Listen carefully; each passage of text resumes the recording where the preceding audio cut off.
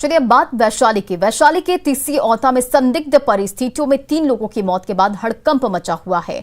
परिजनों ने जहरीली शराब पीने से मौत का दावा किया है। हालांकि प्रशासन अब तक इसे जहरीली शराब से मौत मानने से इनकार कर रहा है। तीसी औता थाना से और अधिक जानकारी दे रहे हमारे सहयोगी संजय कुमार। इस वक्त हम तीसियौता थाना में हैं और तीसियौता थाना क्षेत्र में ही 3 लोगों की संदेहास्पद परिस्थितियों में मौत हो गई। हालांकि सबसे बड़ी बात है कि तीनों अलग अलग गांव के रहने वाले बताए जाते हैं और इनका पोस्टमार्टम रिपोर्ट भी नहीं आ सकता है, क्योंकि सभी जो डेड बॉडी है उसका क्रिमिनेशन कर दिया गया है और अंतिम संस्कार के बाद अब इस बारे में सही तथ्य जो है वो नहीं आएगा। लेकिन इतना तय है कि संदेहास्पद परिस्थितियों में मौत हुई है। हालांकि पुलिस ने जहरीली शराब या शराब पीने से मौत की बात से इनकार किया है और बहुत कुछ ज्यादा बोलने को तैयार नहीं। हालांकि आज इस पूरे मामले को लेकर जो एसडीपीओ है महुआ की वो पहुंची थी और पुलिस अधिकारी जो है वो यहां पर पूरे मामले की छानबीन की है। एक तस्वीर जरूर है यहां पर मैं आपको दिखाना चाहूंगा। पुलिस और मद्य निषेध विभाग की टीम ने आज कई इलाकों में यहां पर छापेमारी अभियान चलाया है शराब को लेकर। हालांकि शराब की बरामदगी जो है वो नहीं हो पाई है, लेकिन जाहिर सी बात है जब इस तरह की खबरें आई हैं उसके बाद से लगातार एक्टिव मोड में दिख रहा है मद्य निषेध विभाग या फिर पुलिस प्रशासन। फिलहाल चूंकि पोस्टमार्टम नहीं हो सका है, इसलिए इस बारे में पुलिस अधिकारी बहुत ज्यादा बोलने को तैयार नहीं है। उनका कहना है कि जो 2 मौतें हुई हैं उनके बारे में यह पहले से तय है कि बीमारी से मौत हुई है। एक चीज के बारे में परिजनों का ये कहना है कि उनकी मौत शराब पीने से हुई है। पुलिस फिलहाल इस बात की पुष्टि करती नजर नहीं आ रही है। कैमरा पर्सन दीपक के साथ संजय कुमार, न्यूज 18 वैशाली। और इधर जमुई के लक्ष्मीपुर प्रखंड में रेफरल अस्पताल की जगह नया भवन बनेगा, जिस पर करीब 7.5 करोड़ की लागत आएगी। रेफरल अस्पताल फिलहाल प्राथमिक स्वास्थ्य केंद्र के भवन से चल रहा है, जहां लोगों का इलाज तो हो जाता है लेकिन मरीजों को भर्ती नहीं किया जाता। जमुई जिले के लक्ष्मीपुर प्रखंड का रेफरल अस्पताल का नया भवन बनेगा। देख सकते हैं पुराना जर्जर और खंडहर सा बन चुका यह भवन जो 1988 में बना था, वहाँ पर अब इलाज नहीं हो पाता। यहाँ जो रेफरल अस्पताल चल रहा था, इस रेफरल अस्पताल को प्राथमिक स्वास्थ्य केंद्र में शिफ्ट कर दिया गया है। वो इसलिए कि भवन जर्जर था और खंडहर हो चुके भवन में इलाज करना संभव नहीं था। हादसे की आशंका हमेशा बनी रहती थी।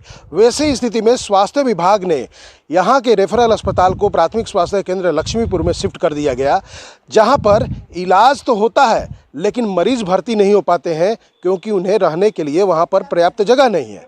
ऐसे में मरीजों को सदर अस्पताल जाना पड़ता है। लेकिन यहाँ पर 7 करोड़ 26 लाख की लागत से अब नया अस्पताल भवन बनेगा और 30 बेड का यह अस्पताल होगा। केसी कुंदन, न्यूज 18 जमुई।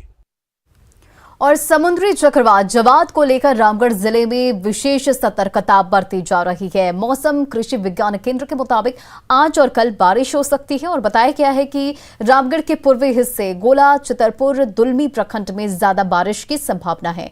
ऐसे में कृषि वैज्ञानिकों ने किसानों को सलाह दी है कि धान की कटाई अगले 2-3 दिनों तक नहीं करें। इसी तरह आलू और सब्जी की सिंचाई भी 2 दिनों तक नहीं करने की सलाह किसानों को दी गई है। सब्जियों को झुलसा रोग से बचाने के लिए मैंगजोबे का छिड़काव करने की सलाह भी दी गई है। और मौसम से आए बदलाव के कारण पूरे रामगढ़ का तापमान गिर गया है। और ज्यादा जानकारी दे रहे हमारे संवाददाता जावेद खान। अभी मैं मौजूद हूं रामगढ़ के मांडू स्थित कृषि विज्ञान केंद्र में। यहाँ पे भी तूफान जायद को लेकर के कई तरह की सावधानियाँ बरती जा रही है। कृषि विज्ञान केंद्र की माने तो 6 दिसंबर तक यहाँ पे बादल और हल्की बारिश हो सकती है। 5 दिसंबर को लगभग 8 mm बारिश की संभावना जताई गई है, जबकि 6 दिसंबर को 1.5 mm बारिश जिले भर में हो सकती है। रामगढ़ के पूर्वी हिस्से गोला, चितरपुर और दुलमी में बारिश की संभावना जताई गई है। आप अभी देख सकते हैं कि यहाँ पर कृषि विज्ञान केंद्र में भी एहतियात बरता जा रहा है। बताया गया है कि बारिश और बादल के कारण आलू और सब्जियों में झुलसा रोग लग सकता है। ऐसे में मैंगोजेब नामक दवाई का छिड़काव किसान करके इसे बचा सकते हैं। ज़्यादा चिंता करने की ज़रूरत नहीं है। हमारे किसान हैं तो चिंतित जरूर रहेंगे। इसके लिए मैं उनको अग्रिम सलाह देना चाहता हूँ कि सबसे पहले तो जो धान की कटनी वो कर रहे हैं, 2 दिन धान की कटनी बंद रखें। ये धान काटने के बाद बारिश होता है तो अधिक नुकसान होगा। ये धान खड़ा हुआ है खेत में तो उनका नुकसान कम होने की संभावना है। और दूसरी चीज़, जो धान कटनी कर चुके हैं, जो धान खेत में पड़ा हुआ है, उसको सुरक्षित स्थान पर रखने का प्रयास करें, उसको जो है रख करके ढक दें, जिससे धान भीगने ना पाए। और इसके आगे अभी आलू का फसल लगा हुआ है और ज़िले में आलू की फसल अच्छी है और अच्छे मात्रा में बुआई किए हैं लोग। आलू की सिंचाई 2 दिन ना करें, या किसी भी सब्जी की सिंचाई उनको करना है तो 2 दिन ना करें। 2 दिन देख करके, यदि बरसात हो जाएगी तो उनको सिंचाई भी करने की आवश्यकता नहीं पड़ेगी। यदि सिंचाई कर देंगे तो उनके जो अभी आलू तुरंत रोपनी किए, बुआई किए हैं और सब्जी में अधिक नमी आ जाएगा तो अधिक रोग व्याधियाँ आने की संभावना बढ़ जाती है। तो इस तरह से एहतियात बरत करके किसान अपने फसलों को बचा सकते हैं। वैसे रामगढ़ जिले के पूर्वी क्षेत्र, खासकर दुलमी, चितरपुर और गोला में बारिश की ज़्यादा संभावना है। हालांकि बादल 2 दिनों तक छाए रहेंगे। ऐसे में जायद तूफान से लोगों को ज़्यादा चिंता करने की ज़रूरत नहीं है। जावेद खान, न्यूज़ 18 रामगढ़। सहरसा से आपको बड़ी खबर बता दें, जमीन विवाद में 2 पक्षों में जमकर मारपीट की खबर सामने आई है और मारपीट के दौरान गोली मारकर हत्या कर दी गई है। तो सहरसा से ये बड़ी खबर आपको बता रहे हैं, जहां जमीन विवाद में 2 पक्षों में मारपीट और मारपीट के दौरान गोली मारकर हत्या, और हत्या के बाद आक्रोशित लोगों का हंगामा, घर, कार और बाइक में लगाई आग। फायर ब्रिगेड की टीम ने आग पर काबू पाया और सदर थाना के कहरा कुटी की यह घटना बताई जा रही है।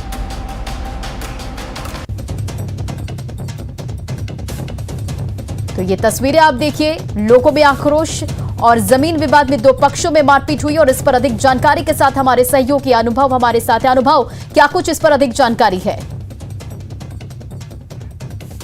कुटी के समीप की घटना है, जहां 2 पक्ष में जमीनी विवाद को लेकर के जो है पहले तो मारपीट की घटना घटी, उसके बाद मामला इतना बढ़ गया, उसके बाद जो गोली मारकर एक शख्स की हत्या कर दी गई। उसके बाद जो है लोग आक्रोशित हो गए। आक्रोशित होने के बाद जो है एक मोटरसाइकिल, एक 4 चक्का वाहन और घर में आग लगा दिया गया। इतना ही नहीं, जो पत्रकार जो कवरेज करने के लिए पहुंचे थे, उनकी भी गाड़ी में आग लगाई गई है। उसके बाद जो है तकरीबन 1 घंटे के बाद जो है सदर थाने की पुलिस पहुंची। काफी संख्या में सदर थाने की पुलिस पहुंची थी, लेकिन पूरा पुलिस बल जो है 1 घंटे बाद पहुंची। उसके बाद जो है कहीं न कहीं मामला के काबू पाया गया आक्रोश पे।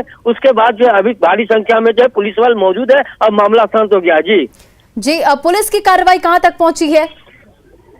पुलिस पूरे मामले की जांच में लगी हुई है। वही जो है 2-3 लोगों को जो हिरासत में लिए है उससे पूछताछ कर रही है। और यहाँ पे जो पुलिस काफी संख्या में तैनात है और जो है स्थिति पे नजर बनाई हुई है। जी चलिए, इन तमाम जानकारियों के लिए बहुत बहुत शुक्रिया कुमार अनुभव।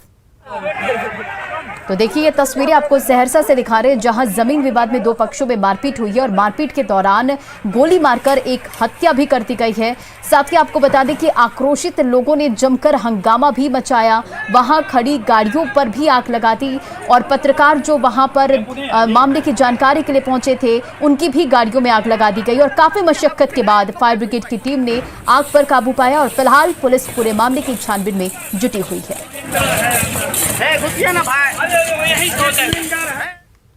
और फिलहाल इस बुलेटिन में इतना ही। बने रहा अपनी न्यूज़ 18 बिहार झारखंड के साथ।